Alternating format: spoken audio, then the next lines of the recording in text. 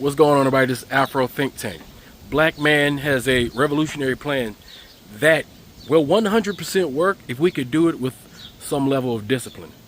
200,000 black people, $10 a month. We could do anything. We can do anything. The thing is, African Americans, we have so much purchasing power, right? If we were to focus our purchasing power and utilize out of the box corporate systems, co-op systems, other African financial processes that other nations have been utilizing and adopting that we don't utilize and adopt, and we utilize our communal mindset along with some business aspects, we could do anything. We are in a unique position as African Americans to literally be able to do anything. Yes, we won't be able to use what we call traditional financing or traditional mechanisms for getting it done, but who says that we have to do things the traditional white Western way? We could do things the black way, the communal way, the African way, and use some of the things that they do in Africa and in the Caribbean. We've tried it. I remember when I used to work, right? We tried to do a susu, right? Which is an African way of communally gathering money to get something done, right? For each individual over time. And it kind of got out of hand, and then the FBI got involved, because what happens is when it's time for some people to get their money, right, to do their project, they get real stingy and they decide they don't want to participate anymore once their goal gets around. So it requires discipline amongst everybody who has the patience to put in and has the patience to wait their turn to reap the benefits of the group, right? And that's a problem because we're not used to using susus because we live in this Western society where we have a different tactic, right? But if we were to come together with an organized susu, I wish there was a way we can all collectively have a trusted source in all different groups who try to do this and try to put these together to make for an effective change. So we got to have like a mission that, you know, that we all agree upon to put in, because I'll put in, even if it doesn't directly benefit me, right? If it benefits the community, I'm down. I got $10. We all waste $10 every day on stuff we don't need. So if we were to control just that little bit of money, just 200,000 of us, that's nothing. And we just controlled what we did with $10. Imagine, we had the power, if we so choose to utilize $10 that we all know we can have, right? We can all use, and we can make massive change. And we can enjoy the change we create with that little bit of money that we're not missing, but we can make effective as a collective. It's just that we don't have the social will. We don't have that willpower to do it yet, because we're all looking to benefit ourselves, because we live in a society that says, I need something to benefit me right now, hustle mentality, Instagram mentality, and we don't think about the long game. But anyway, if we ever can collect the discipline, right, to use the tools that we have, we could do so many things, right, without the institution of the white superiority or POC's complicitness with white superiority to uplift the systems that doesn't benefit them, right, but benefits only white folks, but makes them satiate their need to be good citizens or whatever, good model citizens. We can bypass all that shit if we can just concentrate on like $10 in a month each that we are not even thinking about. Anyway, you guys tell me what you think in the comment section. It's Afro Think Tank. Learn something, teach something. I'm out. You know what would be crazy? 200,000 of us. $10 a month. That's it. That's the whole revolution. 200,000 people. Not begging, not marching, not waiting on anybody. Just subscribing. $10. Less than 2 gallons of gas. Less than 1 drink at the airport.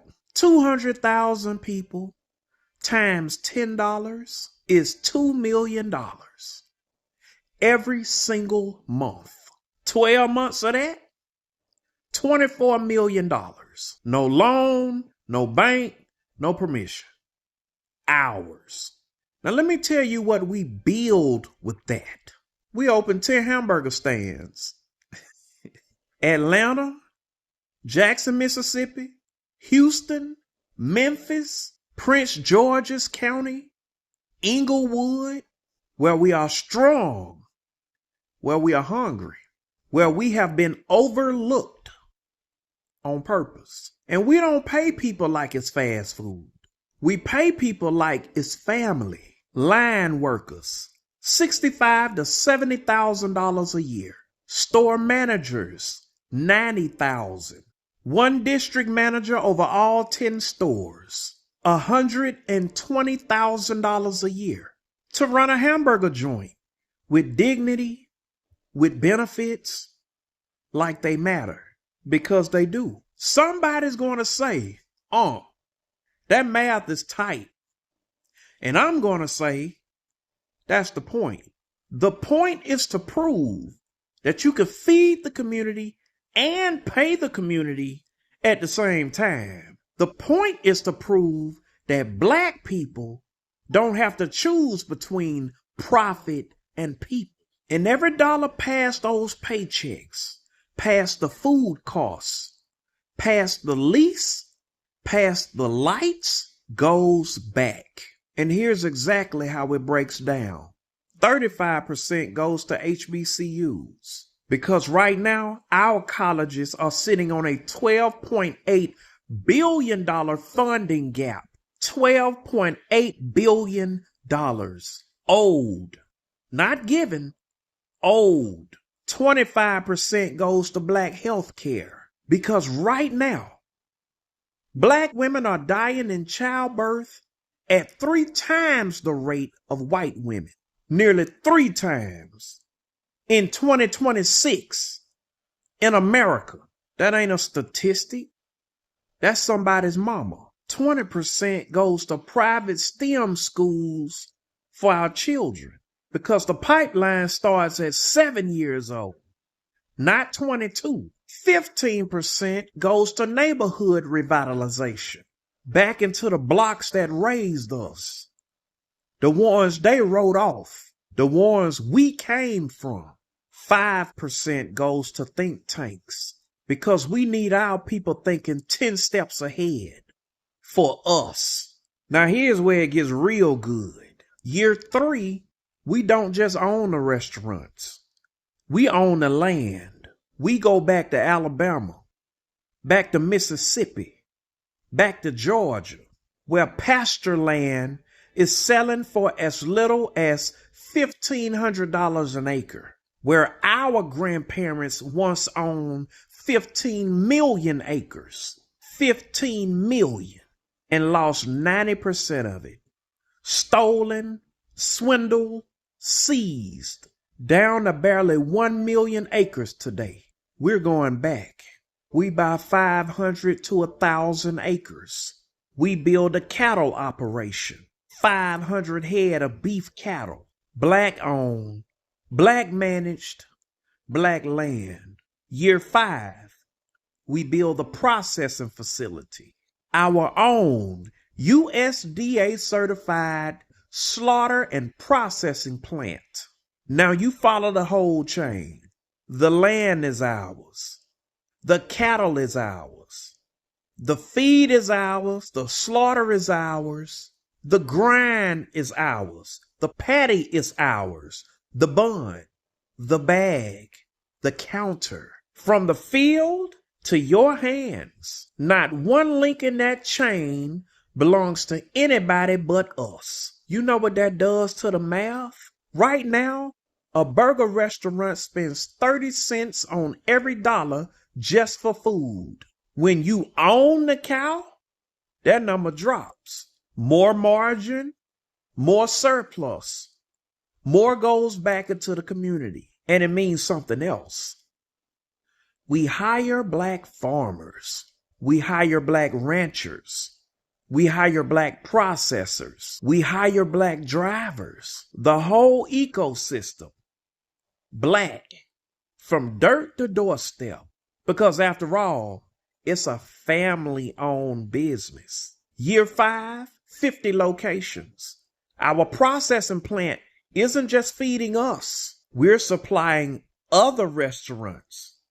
We're selling wholesale. We're a food company now, not just a burger stand. 100 locations. We are one of the largest black-owned food operations in the history of this country. Not the history of black business, in the history of this country. The subscription doesn't stop. 200,000 becomes 500,000. 500,000 becomes a million. A million people, $10 a month is $120 million a year, flowing into black infrastructure permanently. You want to know how to think like this? Grab Collective Courage by Jessica Gordon Nimhard on Amazon. And for the commute, put on The Color of Money by Marsa Baradaran on Audible, because this isn't a dream somebody made up. This is what cooperative economics has always been capable of. We just never had 200,000 people and a phone in our pocket at the same time. Now we do. So when it's time to eat for hamburgers, shop here with us, with your people. When the time comes, of course. Year 1, 10 stores. Year 3, 50 stores and a cattle farm. Year 5, 100 stores and a processing plant. Year 10, we feed ourselves, we employ ourselves, we own the land, we own the chain, we own the future. And every dollar left over builds what our grandparents prayed for. We were never poor, collectively. We were just scattered. 200,000 of us. $10. What are we going to call it? Drop some names in the comments. Let's build.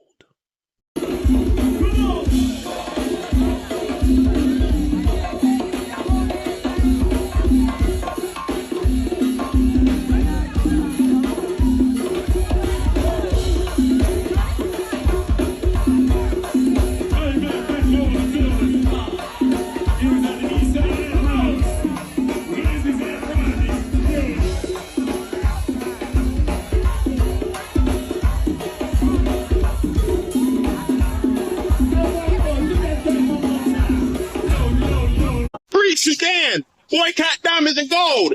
Free Sudan, boycott diamonds and gold. We most definitely cannot forget about the people of Sudan. Thanks for watching Afro Think Tank. Don't forget to like, share, and subscribe. And follow me on Substack and Patreon for more content. Remember, it's Pan-Africanism or nothing.